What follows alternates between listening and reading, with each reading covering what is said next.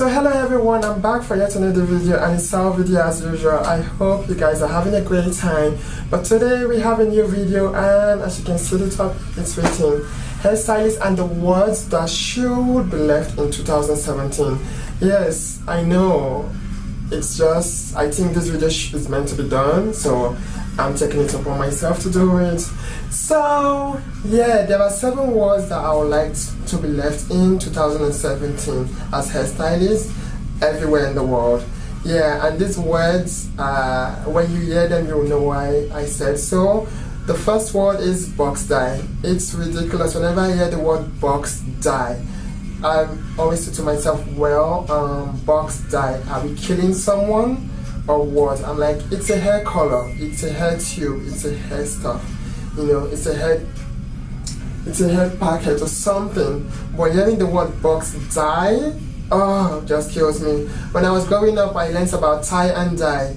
It was a topic called home economics, and one of the projects was for us to put clothes, white clothes, into a bucket of blue, yellow and stuff just to create designs. Now that's what I know as tie and dye. So as a hairstylist, hearing the word box dye just makes me cringe, because I know that it just doesn't sound right, it does sound archaic, it doesn't sound professional. I prefer that word to be used by clients, by people that are not licensed. So I would recommend us using the word called hair color, like I already said. So I hope someone learns about it and start using the word. It would be nice for us to use better words, you know, so people can take us seriously as hairstylists and hairdressers. Now, just hearing the word box dye, it's like I'm killing someone. It's like I'm stabbing. For example, this is this book and it's white, for example, and I'm just going, he, this person is dying, you know. We are not killing someone, we are coloring their hair, okay? So I think that would be a great word to use, hair color. Now the next word would be base bump. I hate the word base bump just because it doesn't sound fun, it doesn't sound pleasant, it doesn't sound beautiful, it doesn't sound professional, it sounds very untrendy. It doesn't sound trendy, it doesn't sound modern in any way. So I would recommend us start using the word, or using more of the word base adjusting, base adjust, rootage, stuff like that sounds much better, you know, because what happens during a base adjusting is that the base of the person's hair shifts the color of the person's hair from their natural hair color at the base level to blend in with their highlights or their color, ombre, balayage, whatever they have on their hair. So I recommend us using the word base adjusting. Now that sounds more professional, that sounds more modern, that sounds more, we are no longer in the 60s, 70s and 80s, and I think we should come to the modern world with our technologies as hairstylists, hairdressers and all. Okay, so I hope you now know a new word about base bump. First of all, when it comes to the bass bump, I also noticed that it sounds like someone is in the house playing a very loud music, and then the bass is so high and it's bumping. Now, you see, it doesn't sound right with what you're doing with someone's hair. Am I right? Good. Now, the next one I'll talk about is bleach. Bleach kills me so much, because when someone says that, it's like, am I doing someone's laundry? We all know we all have laundries in the house, and we have to use bleach if it's for our white clothes and stuff like that, like Clorox and all that, right? Chlorine and all that. So now, why use the word bleach for someone's hair? It just doesn't sound right. I'm not bleaching someone's hair. I feel that we should use a word like lighting. Someone can go darker with their color, or what? Lighter with their color, right? Now, to show you an example why we should be using the word lightener or lightening, I have this right here. Whenever I buy my lighteners at the studio, I always notice that it has the word on it, lightener. I never see bleach on it, ever. This is for my identity. Then I have this by Paul Mitchell, and you can see it's called clay lightener. There's never been bleach written on it. So I think it's best for us to start using that word more appropriately. Lightener. That shows that we are the professional, that shows we are licensed, and that shows that we know what we are doing, and then people can take us even more seriously, because why not? We work so hard to become licensed hairstylists, we went to school and all that, so I believe that we should start using the word lightener rather than bleach. My fourth word would be roots. Roots, roots, roots, roots. Oh my god, I just want to go crazy when I hear the word roots. It's like my soul just starts crying when I hear the word roots. Just because, let's put it this way, it's like a traditional medicinist. We call them traditional medicinists, then later they are called herbalists. You see, it has changed with their terminology, so it's always changing in other fields. So why should we use the word roots?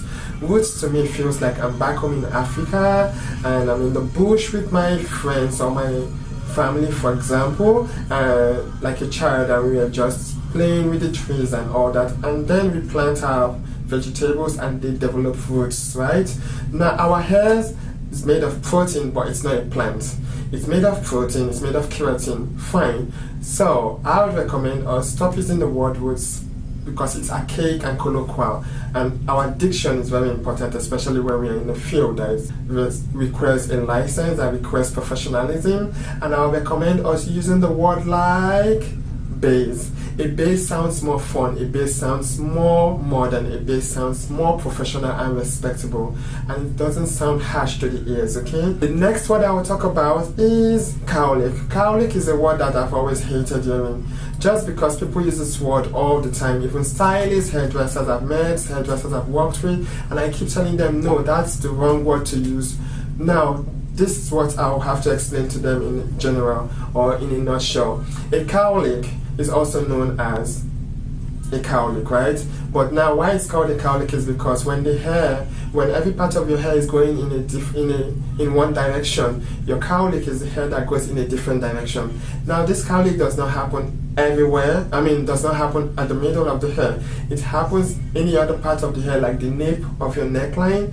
You can have a cowlick there where it's maybe in a circle, in a straight way. It has different patterns it can go in, but it always goes in the opposite direction than expected by the guests, right, or the clients.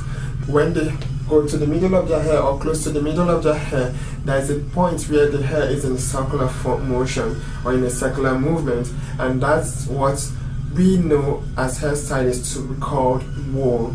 It's meant to be called wool, which is W-H-O-R-L. That's the right word to use, and it's also known as the origin of the hair. So I would recommend people, especially our hairstylists and hairdressers, to start educating their guests and clients that, sorry, this is called the wool or the origin of the hair. And when you have a hair that goes in a different direction in other parts of the hair, the nape, the foreheads, the crown, wherever, now you can call that a cowlick. But whenever it's at this area somewhere there in a circular motion, very defined, almost everyone in the world has it. Now that is called a wool, okay? I hope someone learns that new word and starts using it, and I'll be so happy. And just put it in the comment below that, hey, just so you know, I now use the word wool and I no longer use the word cowlick whenever I see that pattern in the person's hair or client's hair or guest's hair. The next word I will talk about is brassy. Brassy is a word that I've always heard, and whenever I hear that word, I just want to take a knife and myself like this, just because this word hurts my soul, it breaks my heart, it disrupts my motion and energy when I'm working in the salon or in the studio. And when someone says that word, I just want to go, brassy, no, please don't use that word. So now the right word you will use for when someone says brassy is, I always feel that brassy is the hair is too cool or too warm. Now if you use the word like that, oh my god, this place looks a little bit of orangey, but it looks too, I'd rather you say too warm or too cool. It may be a greenish tint or an orangey kind of tint. So when it's greenish, that means it's too cool, and when it's orangey, that means it's too warm. Now using the word too cool, too warm, it sounds better, am I right? Yeah, so I'll start recommending that people start using that word because it works much better. Brassy to me is like going to a construction company and I see the poles and the metals hanging around and they're all rusty. That's color, that way it looks, that's what I see as brassy, and it's just not a good sight to see. So saying that about someone's hair just doesn't feel right to me. It doesn't feel professional, it doesn't feel very educated. It sounds like this person comes from, I don't know, from a cave or something. So I'll recommend people start using the word too warm, too cool, okay? And I hope that helps someone out there like a stylist that wants to really up their game when it comes to their diction and to be taken more seriously, okay? Now my last word would be toner. Oh my god, toner is... I just want to cry when I hear the word toner. Not because I'm feeling bougie or something, it's just toner should not even have existed in the hair industry or when it comes to cosmetologists, but it did, and it's okay. So toner to me is when I go to a photocopy shop in the office and then I'm trying to print out a document or make a photocopy of a document. I know that I need a toner or a cartridge, a print cartridge for my equipment or for my photocopy machine in order for me to make copies of my documents, right? Now, toner does not look beautiful. It looks all black and everything. So when you say the word toner, it's just like no. So I would recommend us as hairstylists and hairdressers to start using the word, wait for it, gloss and glaze. Gloss as in Gloss and glaze as in Glaze. Do you see how that sounds? It sounds more professional, it sounds more elegant, it sounds more refined, you see?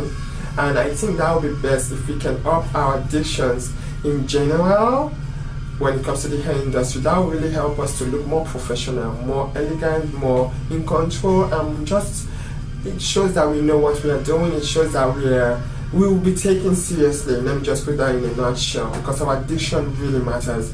You can elevate your education by also elevating your diction as a hairstylist. In every field in the world, you always have to upgrade, you always have to update your knowledge, you always have to update your terminologies. And I feel just like the dictionary updating itself, we also have to do the same. So yeah, from henceforth guys, I'll really appreciate it if you guys can use the word glazes and glosses. If someone wants to add shine to their hair after the hair lights have been done, right? What do? You can gloss their hair, you can glaze their hair. If someone wants unwanted tones from the hair off, you can glaze it, right? Now, the word toner does just... Tone actually is meant to be a shade, either a light shade or a dark shade, you see? Light tone, dark tone, you see? So yeah, it's all about skin tones, eye tones, pigments and all that. So yeah, if you guys can use those words, I'll really appreciate it. And I think these 7 words should be left in 2017 or never have existed, but it existed.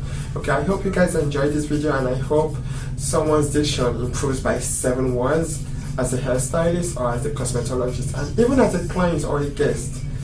So I hope you guys love this video, and I can't wait to see you guys next time, okay? Have fun. It's always a pleasure doing this video.